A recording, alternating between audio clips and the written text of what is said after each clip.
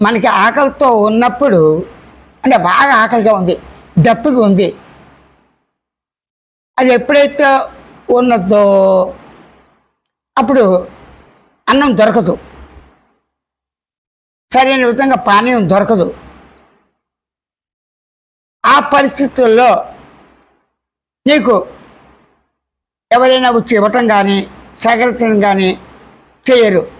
అప్పుడు నీకు మిత్రులు ఎవరు, శత్రువులు ఎవరు ముందు తెలుస్తుంది కదా. అంటే ఏమిటి ఇక్కడ? దేహధర్మాలు. ఫస్ట్ ఆకలి, పానీయం, బట్ట, కష్టాలు. నువ్వు అనేక బాధలు పడుతుంటే డబ్బు ఉన్నప్పుడు బాగా ఉన్నారు, డబ్బు లేనప్పుడు లేదు. నువ్వు అందరికీ మేలు చేసినప్పుడు అందరూ కూడా మా వాళ్ళు ఉన్నారు, మా వాళ్ళు ఉన్నారు.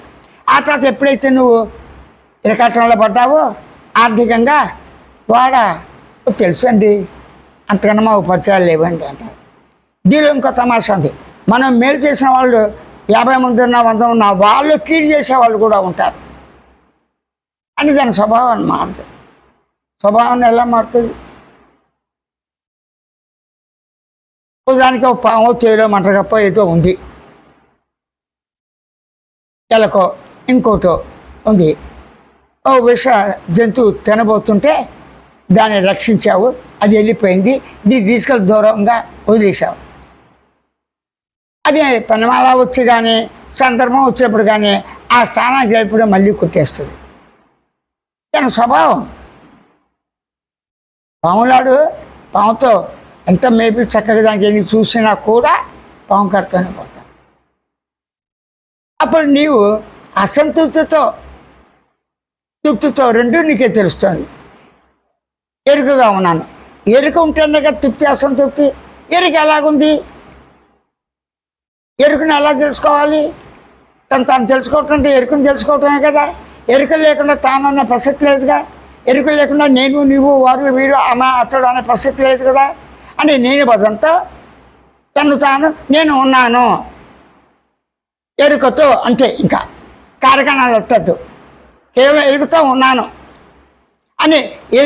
ఎరుకను గుర్తించడానికి, గమనించడానికి, తెలుసుకోవటానికి నీకు సహజ జ్ఞానం ఉందిగా. ఇక టెక్నాలజీ ఇంకోటి ప్రసక్తి లేదుగా.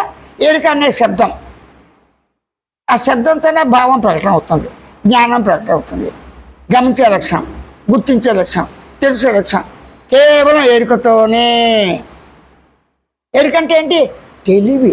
తెలివి అంటే ఏంటి? తెలుసుకుని, గుర్తించి, తెలిసినవి తెలియనివి కూడా తెలుసుకునేది తెలివి. గమనించే లక్ష్యంతో ఉంది, గుర్తించే లక్ష్యంతో ఉంది. కొన్ని తెలుస్తాయి, కొన్ని తెలియవు. సంపూర్ణంగా ఏది తెలీదు. అసలు నాకు బతుకు ఏమి తెలియదు, అజ్ఞానం. నాకు అన్నీ తెలుసు. ఈ అన్ని రకాల యొక్క సంఘటనలు, ఆలోచనలు సమూహం మొత్తం కలిపి నేను ఉన్నాను అంటే మనసుగా ఉన్నాననే భావంతో,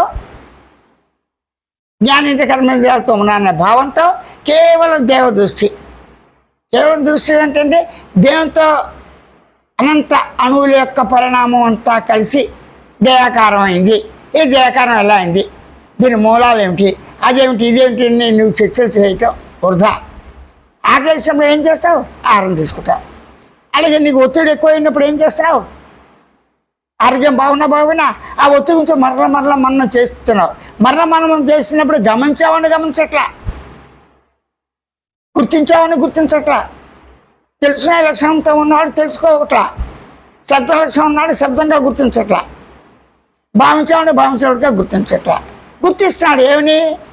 సుఖము తాత్కాలికమైనప్పటికీ, తృప్తి తాత్కాలమైనప్పటికీ, ఆనంద తాత్కాలమైనప్పటికీ, పరువు ప్రతిష్ట తాత్కాలమైనప్పటికీ,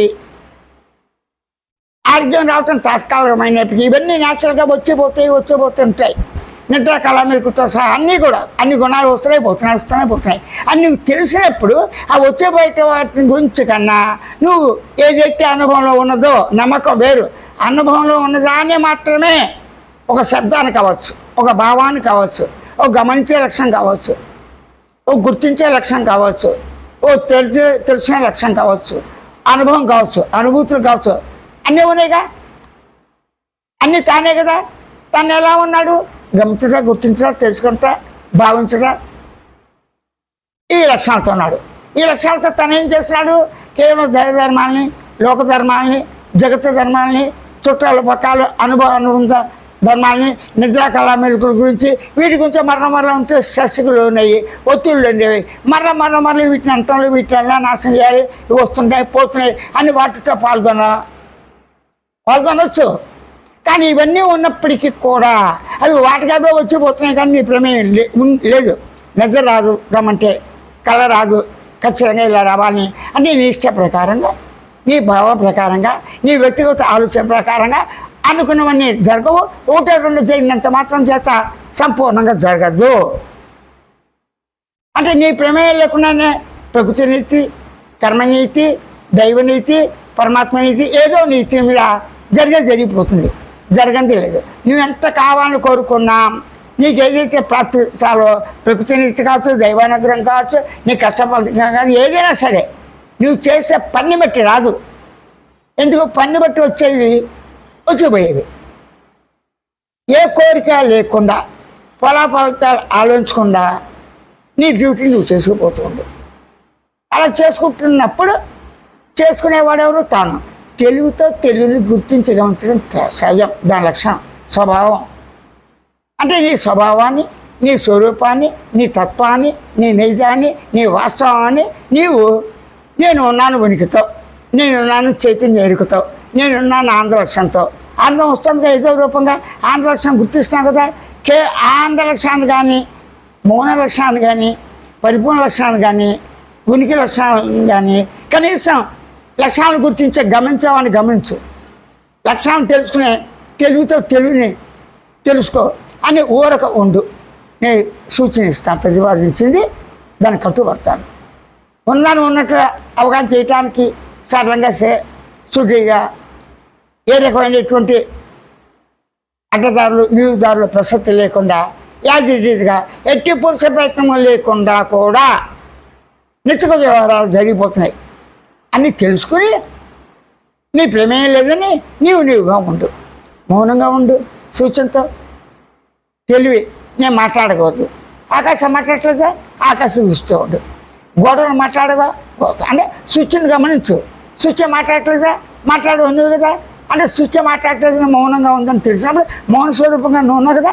అలాగే నీ భావాలని, నీ వాటిని గమనించి గుర్తించి ఉండగా స్వతసిద్ధంగా ఉన్నటువంటి సహజ ఆనందాన్ని, సహజ ఉనికి అవగాహనతో, సహజ చైతన్య అవగాహనతో నువ్వు ప్రశాంతంగా స్వయం తృప్తితో, స్వేచ్ఛతో, దేహపర్యంతం దేవనంతకాలము జీవించి నలుగురితో సత్కర్మాచరణ ఉన్నంతలో యథాశక్తాన్ని చేసుకుంటూ నీ జీవితాన్ని కొనసాగించు.